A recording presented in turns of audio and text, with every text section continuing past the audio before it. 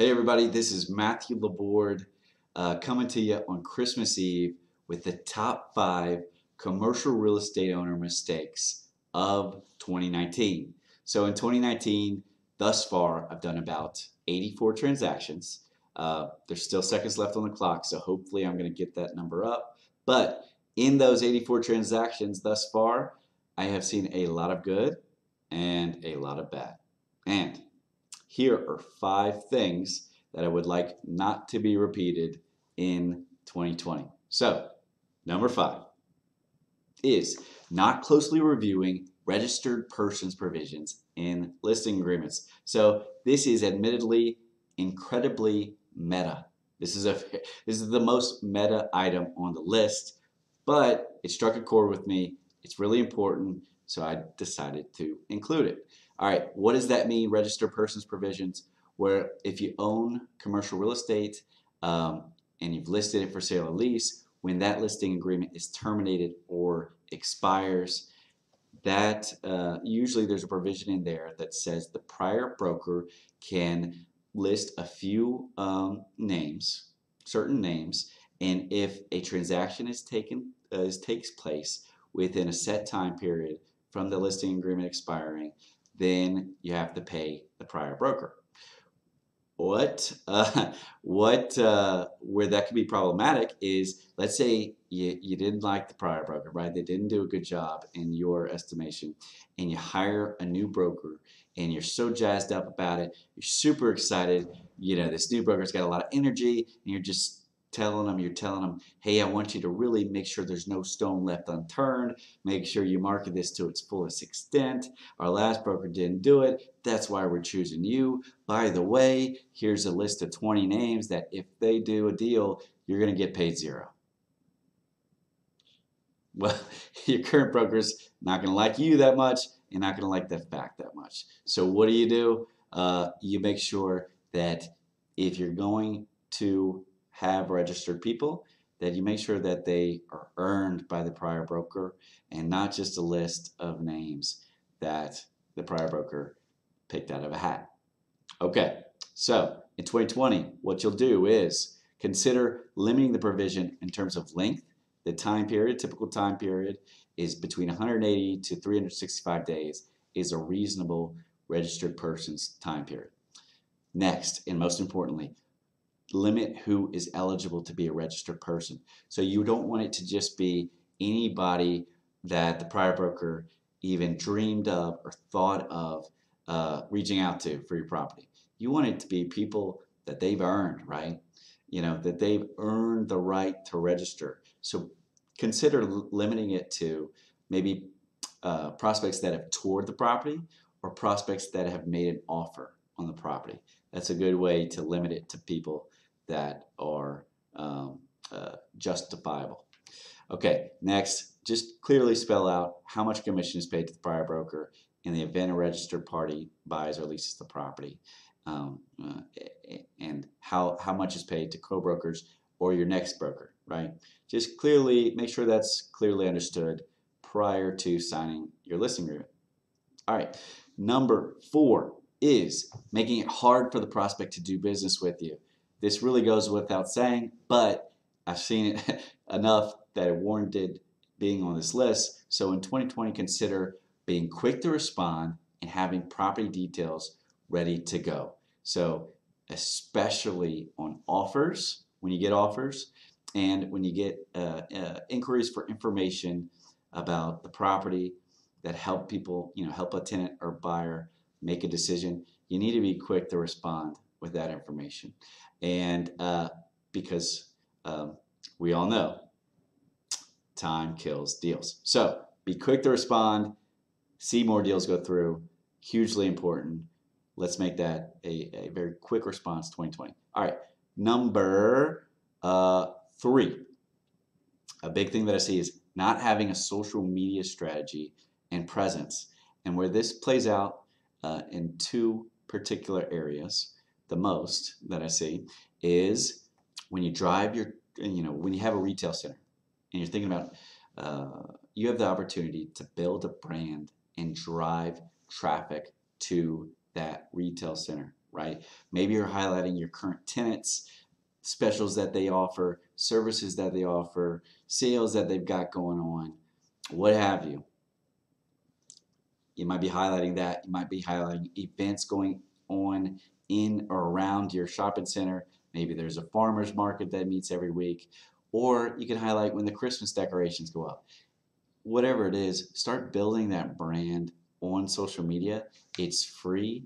And if you're driving customer traffic to your retail center, then your tenants are going to be very happy and they're likely to stay a lot longer than otherwise, right? All right, another opportunity that I see for this, where it's completely underutilized, is for owners of large apartment complexes that have huge advertising budgets, but for some reason, none of that advertising spending is getting allocated towards social media. I can promise you without a shadow of a doubt that those tenants are on social media and that the best way to reach them is on social media. So consider it in 2020, building a brand for your apartment complex and doing some both organic and paid advertising on social media. Test it out. Let me know how it works for you. All right, number two, the number two mistake seen in 2019 was not staying on top of deferred maintenance, right? So it's a huge one. Also, may go without saying, but especially in Baton Rouge right now, we're in the student housing market, and this is a trend across the country. But in the student housing market around LSU, there are too many apartments being built. There is an excess of apartments, and because of that, owners that have at one time gotten away with being lax or slow to address deferred maintenance and still maintain high levels of occupancy are now getting slaughtered. Okay, their occupancy is dropping, their net operating income is suffering because tenants are making decisions on amenities, price, and how good of a landlord you are. So you need to address that leaky roof. You need to address that landscaping. You need to make sure that you're on top of your property and all the maintenance items that go with it. You want to be the landlord that you would like to rent from. Okay. This also applies to if you are an owner and you have a property manager. You want to make sure that you are not being hands off. You want to be a hands-on owner in 2020 and make sure you're managing the property manager. Okay, make sure you're on top of it, because if your income is down and your occupancy is down, then most likely the property is not being managed the way you would manage it if you were more hands-on. So dive in, figure out what the problem is, and get it on track. Be hands-on. The number one top commercial real estate owner mistake in 2019 is, boom, wanting the market to buy, lease what you build. Okay, it's a huge deal. Obviously, everybody wants the market to buy or lease their space, but especially when you're doing speculative development, and I have the most admiration and appreciation for these people, for these developers, because they really build the landscapes and environments of our city. But in 2020, please consider, instead of wanting the market to buy, lease what you build, consider building what the market wants to buy, lease. How do you do that? Well, you make sure that not only do you rely on your expertise, your experience, your intuition, but you have a good team around you that specializes in the property type that you're looking to develop, so that they can give you great intel and you can feed off of each other. The two most important people of that team are, one, your architect, and two, your commercial real estate broker. So if you're doing an office development, you want an architect that is all day, every day talking to tenants and buyers of office space and talking about where would they like, where do they like the conference room in relation to the break room, in relation to the bathrooms? How big do they want the partners' offices versus the support staff? How much open cubicle space versus closed-in private offices? You want that person because the knowledge that they bring to the table, you will absolutely see paid back to you in a successful development that is bought/leased very quickly. The other thing, a broker. So a broker can not only determine or help you determine where to locate, because that's huge. If you're locating an office development just outside the proper in-demand submarket for office, well, you may expand the submarket and hit a home run, grand slam, right?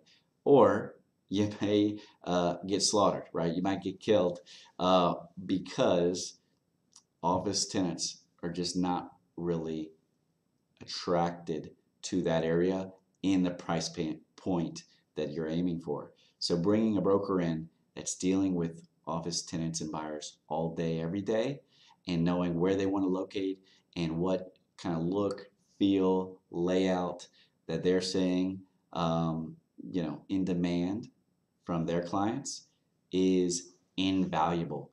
And getting these two people in the mix prior to buying the property, and definitely prior to building what it is you're going to build, right? The earlier the better, the later the less effect they can have and the less money they can save you and or make you. All right, so that is the top 5 commercial real estate mistakes to not repeat in 2020.